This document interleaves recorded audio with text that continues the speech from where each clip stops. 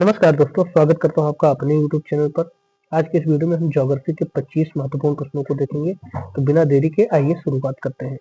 पहला क्वेश्चन है आपका कि क्षेत्रफल की दृष्टि से भारत जो है वो विश्व का कौन सा सबसे बड़ा देश है। ठीक है, या कौन से नंबर पर आता है, क्षेत्रफल की दृष्टि से किस नंबर पर भारत आता है। तो इसका जो राइट आंसर हो जाएगा वो आपका क्या हो जाएगा, 7वां। ऑप्शन बी इसका राइट आंसर हो जाएगा। ठीक है, नेक्स्ट है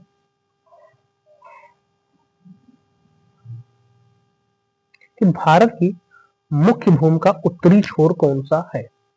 विकल्प आपको दिया गया है इंदिरा पॉइंट, कन्याकुमारी, इंदिरा कोल या फिर लक्षद्वीप। तो इसका जो राइट आंसर हो जाएगा वो आपका क्या हो जाएगा, इंदिरा कोल हो जाएगा, यानी ऑप्शन सी हो जाएगा। क्या है कि भारत की मुख्य भूमि का उत्तरी छोर कौन सा है, तो इंदिरा कोल है। ठीक है,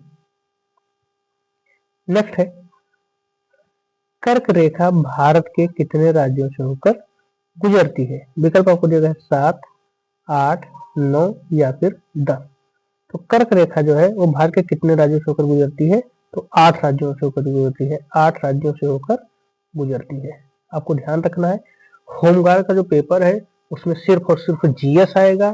तो आप लोगों को जीएस कंप्लीट करना है बेहतर तरीके से। मैं उसमें आपकी क्या मदद करूंगा, मैं ये मदद करूंगा कि जितने भी ऑब्जेक्टिव प्रश्न है आपके पास, सारे ऑब्जेक्टिव प्रश्न आपको हम करवा देंगे। बस आपको करना क्या है, 2x पर लाकर आपको केवल क्वेश्चन देखने हैं और उसके आंसर आपको देखने हैं।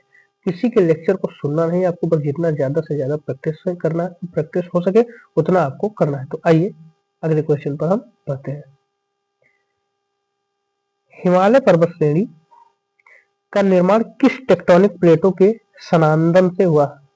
ठीक है, जो कि प्रश्न क्या पूछ रहा है कि हिमालय पर्वत श्रेणी का निर्माण किस टेक्टोनिक प्लेटों के सनादन से हुआ है। इंडियन और यूरेशियन, पैसिफिक और इंडियन, अफ्रीकन और इंडियन या फिर इंडियन और ऑस्ट्रेलियन। ठीक है, हिमालय पर्वत श्रेणी के, तो आप जब भारत का मैप देखते हैं तो भारत के मैप में आपको आपको हिमालय कहाँ मिलता है, यहाँ मिलता है। ठीक है, तो एक तो आपका ये प्लेट है यूरेशियन प्लेट, अगर टकराया है जो, एक तो आपका ये है यूरेशियन प्लेट और दूसरा आपका क्या है, दूसरा आपका आ जाता है इंडियन प्लेट। तो ये आपका इंडियन प्लेट है। तो ये प्लेट जाकर इस तरफ मूवमेंट करके जाकर टकराती है और क्या होता है, वलित पर्वत का निर्माण होता है। तो आपका ए आंसर इसका राइट आंसर हो जाएगा, यानी इंडियन और यूरेशियन प्लेट के निर्माण से क्या होता है, हिमालय पर्वत का निर्माण होता है। ठीक है, एक प्लेट आपका ये हो गया, एक प्लेट आपका ये हो गया, इन दोनों के टकराने से वलित पर्वत का निर्माण होता है जिसका नाम हिमालय है। अगला क्वेश्चन आपका है कि प्रायद्वीपीय पठार का अधिकांश भाग किस चट्टानों से बना है। प्रायद्वीपीय पठार का मतलब क्या हुआ, आपका इंडिया का मैप हो गया ये। ठीक है, प्रायद्वीपीय पठार, प्रायद्वीपीय भाग यहाँ से शुरुआत है। ठीक है, ये आपका क्या होता है, ये प्रायद्वीपीय भाग होता है, प्रायद्वीपीय पठार। ठीक है, तो प्रायद्वीपीय पठार, प्रायद्वीप कहते किसे हैं, तो समझ लीजिए कि जब कोई चीज, जैसे मान लीजिए ये भारत है आपका और ये जल से इधर से गुजरात से बाहर से आपका घिरा हुआ है, तो जो हिस्सा जल से 3 तरफ से घिरा होता है उसे प्रायद्वीप कहते हैं। ठीक है, तो प्रायद्वीपीय पठार का जो अधिकांश भाग है वो किस चट्टान से बना है, तो बहुत ठोस भाग है। ये सारे भाग जो है बहुत ठोस भाग है, बहुत मजबूत भाग है। तो ग्रेनाइट और बेसाल्ट, पलवा पत्थर, चूना पत्थर या कार्जाइट से। तो ये सब जो बने हैं वो सब ग्रेनाइट और बेसाल्ट से बने हैं। आखिर ये चट्टानों से ये सारी चीजें बनी है। बहुत प्राचीन खंड है भारत का, अगर देखा जाए तो ये नवीनतम है, ये प्राचीनतम खंड है जो आपको प्रायद्वीपीय क्षेत्र है। तो ये ग्रेनाइट और बेसाल्ट से मिलकर बना है। किससे, ग्रेनाइट और बेसाल्ट से मिलकर क्या बना है, प्रायद्वीपीय पठार का अधिकांश भाग। नेक्स्ट है थार मरुस्थल मुख्य रूप से किस राज्य में स्थित है। राजस्थान, गुजरात, हरियाणा या फिर पंजाब। थार मरुस्थल जो स्थित है वो किस में स्थित है, तो वो राजस्थान में आपका स्थित है। तो ऑप्शन ए इसका राइट आंसर हो जाएगा, क्या, राजस्थान। ठीक है, राजस्थान में क्या है आपका, थार मरुस्थल है। नेक्स्ट है भारत का सबसे ऊंचा पर्वत शिखर कौन सा है। कंचनजंगा है, एवरेस्ट है, नंदा देवी है, धौलागिरी है। तो कई लोग गलती में एवरेस्ट लगा देंगे, वास्तव में एवरेस्ट जो है वो नेपाल का सबसे ऊंचा पर्वत है, पर्वत शिखर है। भारत का जो सबसे ऊंचा पर्वत शिखर है वो आपका है कंचनजंगा। ठीक है, क्या है, कंचनजंगा।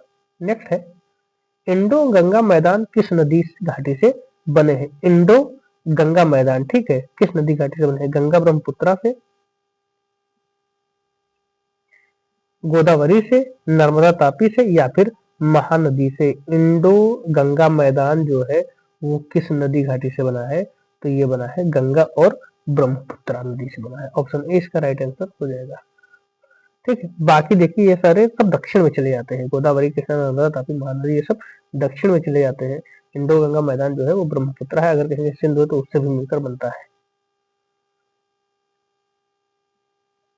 नेक्स्ट है, अरावली पर्वत श्रेणी का सर्वोच्च शिखर कौन सा है? विकल्प आपको दिया गया है, गुर शिखर, डोड्डा बेट्टा, अनाईमुडी, या फिर मुलायनागिरी। ठीक है, क्या क्या है? गुरु शिखर, डोड्डा बेट्टा, अनाईमुडी या मुलायनागिरी है। अब इसमें आपको बताना है कि अरावली पर्वत श्रेणी का सर्वोच्च शिखर कौन सा है। तो आप जानते हैं कि अभी अरावली, सेव अरावली करके एक मूवमेंट भी चल रहा था, जो कि आपको जाना है, ये देखिए राजस्थान, और ये पर्वत शिखर है आपका अरावली पर्वत है। ठीक है, पर्वत श्रेणी है।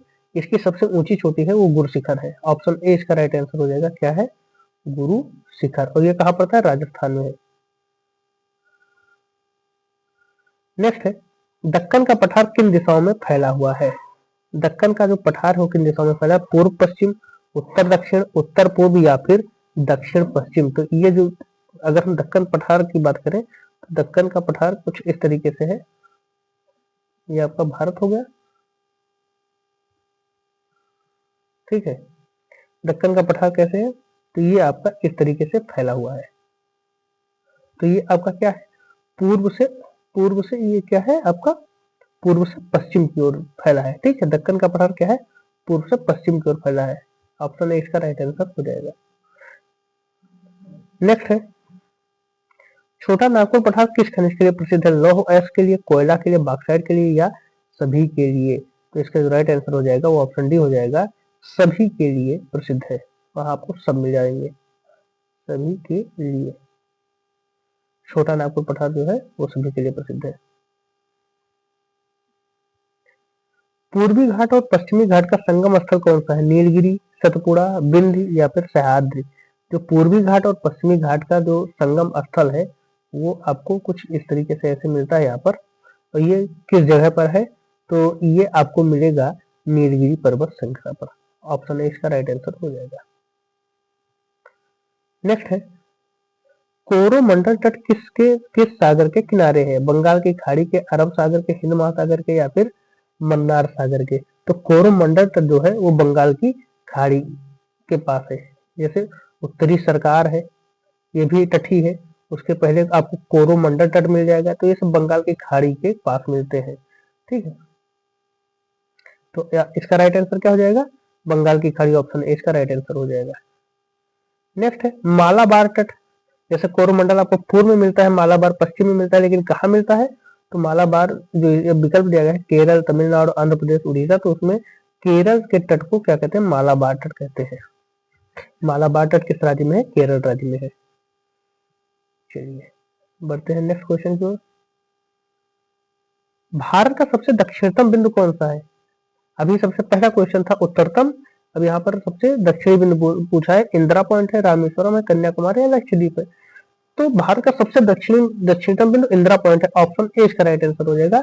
और ये आपको अंडमान निकोबार द्वीप समूह में मिलेगा। क्या आपको? जो दक्षिणतम बिंदु है, हालांकि सुनामी के बाद ये डूब गया था। नेक्स्ट है, गंगा नदी का उद्गम स्थल कौन सा है? गंगोत्री है, यमुनोत्री है, अमरकंटक है, या महाबलेश्वर है? तो इसका जो राइट आंसर हो जाएगा वो आपका क्या हो जाएगा? गंगोत्री। गंगा नदी का उद्गम स्थल कौन सा है? गंगोत्री है। नेक्स्ट है, ब्रह्मपुत्र नदी भारत में किस नाम से प्रवेश करती है? सियांग, जमुना, तीस्ता, या फिर दिहांग?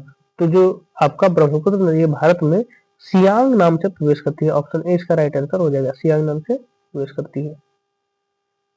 नेक्स्ट है, नर्मदा नदी किस दिशा में बहती है? पश्चिम की ओर, पूर्व की ओर, उत्तर की ओर, या फिर दक्षिण की ओर? तो नर्मदा नदी जो है वो पश्चिम की ओर बहती है। ऑप्शन ए इसका राइट आंसर हो जाएगा। गोदावरी नदी को भारत का कौन सा गंगा कहा जाता है? दक्षिण की गंगा, पूर्व की गंगा, पश्चिम की गंगा, या मध्य की गंगा? गोदावरी नदी जो है वो दक्षिण भारत में बहती है, इसीलिए इसे दक्षिण की गंगा भी कहा जाता है। ऑप्शन ए इसका राइट आंसर हो जाएगा। हिमालय नदियों की मुख्य विशेषता क्या है? बर्फीली जल स्रोत, चट्टानी क्षेत्र, मौसमी प्रवाह या फिर सभी। देखिए हिमालयी नदियों का प्रमुख विशेषता ये है कि बर्फीली जल स्रोत होता है, ठीक है, ये कंफर्म है। उसके बाद चट्टानी क्षेत्र ये नहीं होता है, चट्टानी क्षेत्र। मौसमी प्रवाह भी नहीं होता है क्योंकि ये बारहमासी रहती है, हिमालयी नदियां जो है वो बारहमासी रहती है।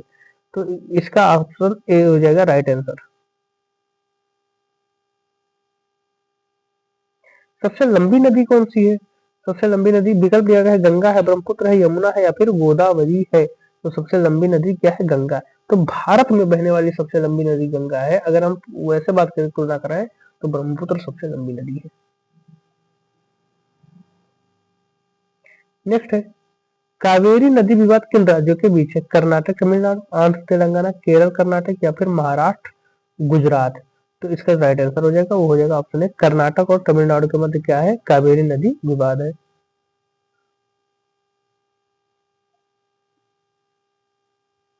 लूनी नदी कहाँ गिरती है? विकल्प है कच्छ केरल में, अरब सागर में, बंगाल की खाड़ी में या रणा कच्छ में। ठीक है, तो लूनी नदी जो है वो कहा गया है? कच्छ के रण क्षेत्र में गिरती है। ऑप्शन ए इसका राइट आंसर हो जाएगा।